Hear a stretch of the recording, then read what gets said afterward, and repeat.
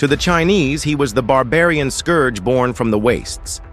To the Europeans, he was a demonic servant, leading a detestable nation of Satan that poured like devils from Tartarus. To human history, though, he was one of the greatest warlords in history.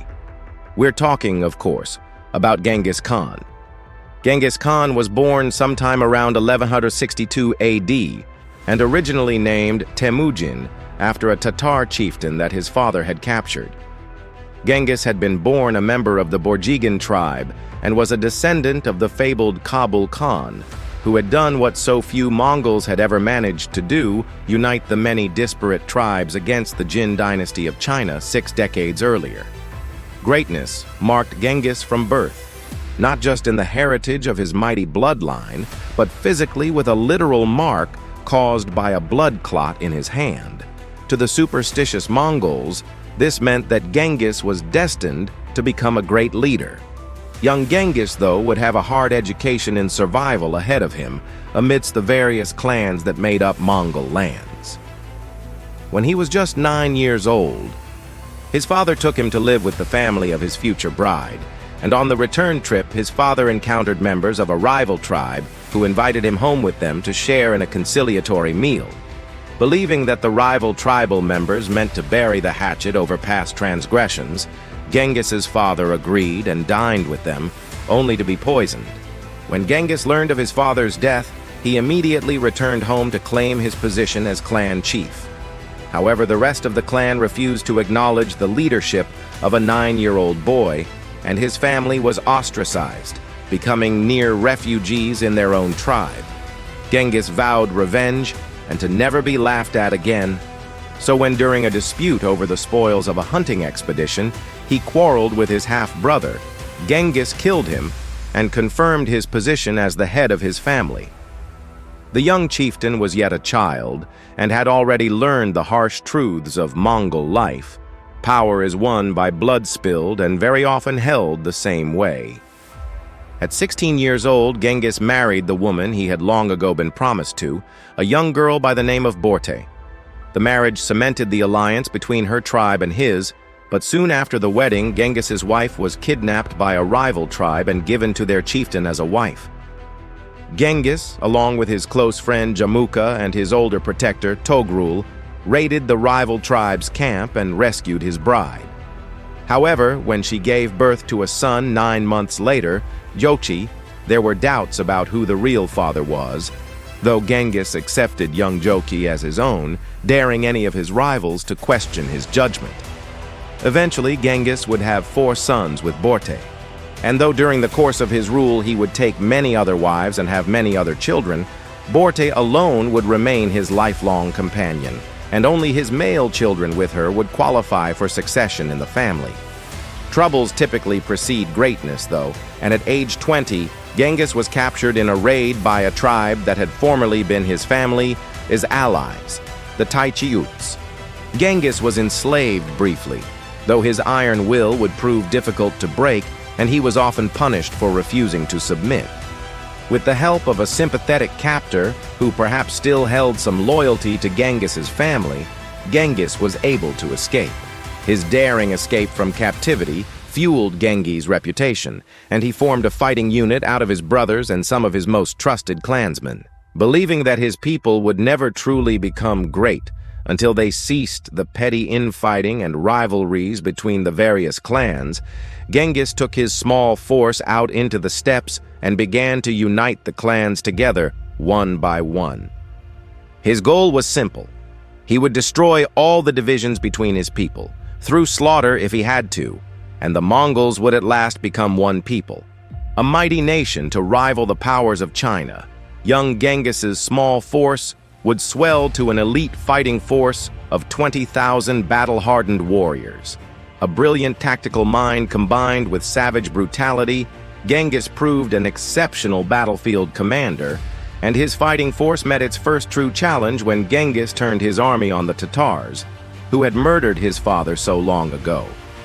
Easily defeated, Genghis then ordered as punishment that every Tatar male who was taller than the axle pin of a wagon wheel to be killed, ensuring that only children who could be molded to be obedient to the young Khan would be left alive. With one vengeance satisfied, Genghis turned next to the Taichi-Ut, the former family allies who had attempted to enslave him. Relying on an army of expert horsemen, his cavalry easily routed the Taichi-Ut forces, and as revenge, Genghis had every single Taichi-Ut chief boiled alive. A few years later, he would go on to defeat the powerful Naiman tribe, who stood between Genghis and his ambitions of a unified Mongolia. Their defeat would give the young Genghis control over central and eastern Mongolia, more territory than any Khan had held in centuries.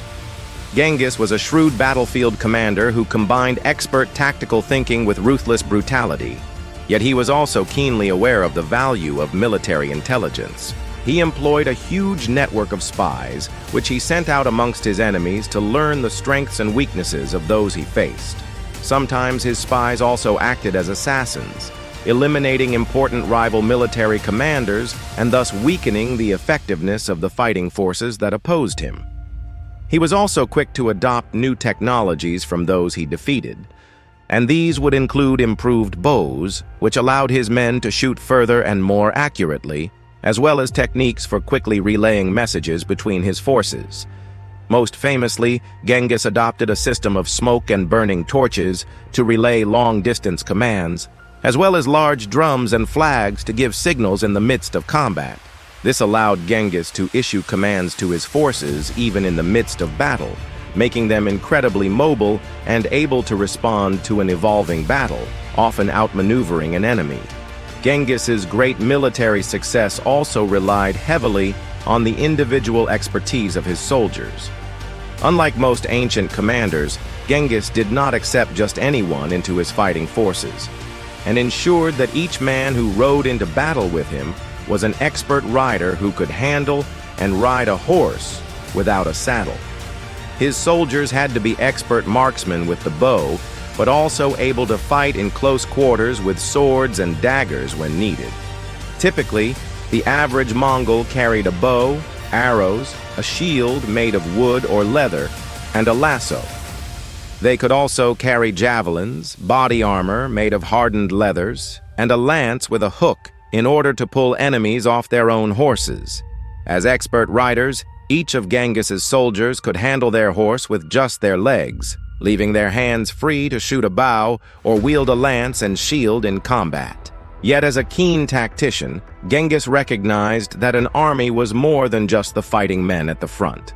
Thus, his armies were always followed by a very well-organized supply system of ox carts loaded with supplies and extra military equipment, shamans to provide spiritual leadership, maintain morale, and treat the wounded, and even government officials whose job was to catalog the plunder. After his initial victories over the major Mongol tribes, the other tribes unified and agreed to peace, at last bestowing upon Genghis the title of Khan, or universal ruler.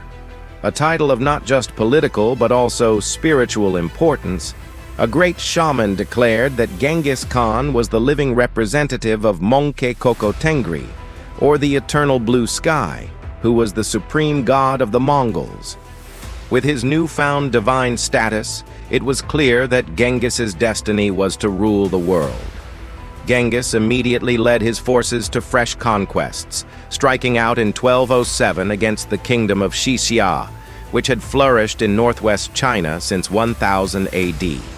2 years later, the kingdom surrendered unconditionally, and Genghis turned his attention against the Jin dynasty in northern China in an epic struggle that would last for 20 years. Yet even as he fought for control of China, Genghis's armies also struck out west. He established diplomatic relations with the Khwarazm dynasty, a Turkish empire that included Turkestan, Persia, and Afghanistan. But relations quickly soured when the Mongol diplomatic mission was attacked by the governor of Otrar, a prosperous and important city. When the 450-strong Mongol trade caravan arrived at the city, the governor, Inalchuk, accused the traders and ambassadors of being Mongol spies and executed the entire caravan. Genghis Khan then sent a delegation of 3 diplomats to the Khwarazm Sultan, demanding that Inalchuk be punished for the murders and instead the Sultan beheaded the lead ambassador and shaved the beards of the other two, sending them back to Genghis with the lead ambassador's head. This would prove to be a mistake. In 1219, Genghis Khan personally led an army of 200,000 Mongols against the Khwarazm dynasty, sweeping through every major city and razing them to the ground. Anybody who wasn't immediately slaughtered was forced to march in front of the army to act as human shields as Genghis laid siege to the next city. Genghis spared no living thing in the empire, killing everything from children to small domestic animals and even livestock.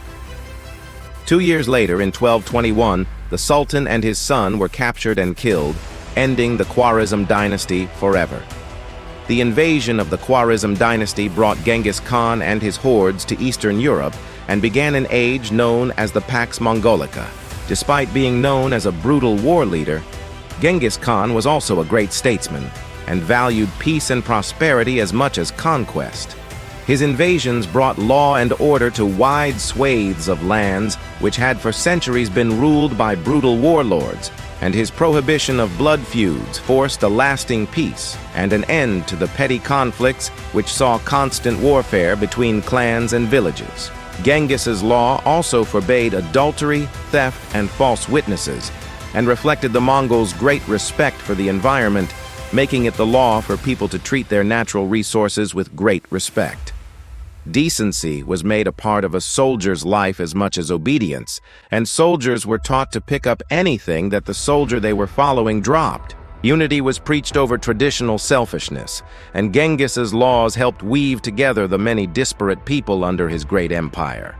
A stunningly progressive leader for his time, Genghis also outlawed the tradition of earning promotions in either the military or in government solely due to hereditary or ethnicity, and instead made it law that only merit would be used to judge the worthiness of a man. In Genghis Khan's empire, a non-Mongol had as much chance to rise in the ranks as a Mongol, and efficiency and competence were valued over social status. Genghis Khan's empire also gave tax exemptions to religious organizations, something that would take centuries to be adopted by Western powers. There was also a great degree of religious tolerance, reflecting the long-held Mongol tradition of religion as a personal conviction free from the law and interference. Genghis Khan even established a mail system which would see packages and letters safely delivered from as far as Europe all the way to the coasts of China, a wonder which would not be repeated again for centuries. Genghis Khan would die in 1227 AD. Though historians remain unsure as to the exact nature of his death, it is suspected it was either from injury or natural causes. Following Mongol tradition, the grave of the greatest war chief in history was ultimately unadorned without any great monument. Instead, the funeral party carried the great Khan's body to a secret place and slew any they encountered to ensure that his grave would never be found. It is rumored that they even diverted a river to run over the grave and thus ensure that Genghis's resting place would never be disturbed. Under the leadership of his sons, the Mongol horde's power would climax as his forces reached all the way to the gates of Vienna in Austria, when the death of his son Ogedei forced the horde's commander to return to Mongolia. Europe was ultimately saved from the great Mongol hordes, though given the incredibly progressive values of Genghis Khan's empire, there is an argument to be made that Europe would have been better served by not being spared from invasion. The great Mongol Empire was ultimately short-lived, but without a doubt ranks among the greatest in history. What do you think world history would have been like if the Mongol Empire had lasted as long as the Roman Empire? Let us know in the comments. And as always, if you enjoyed this video, don't forget to like, share, and subscribe for more great content.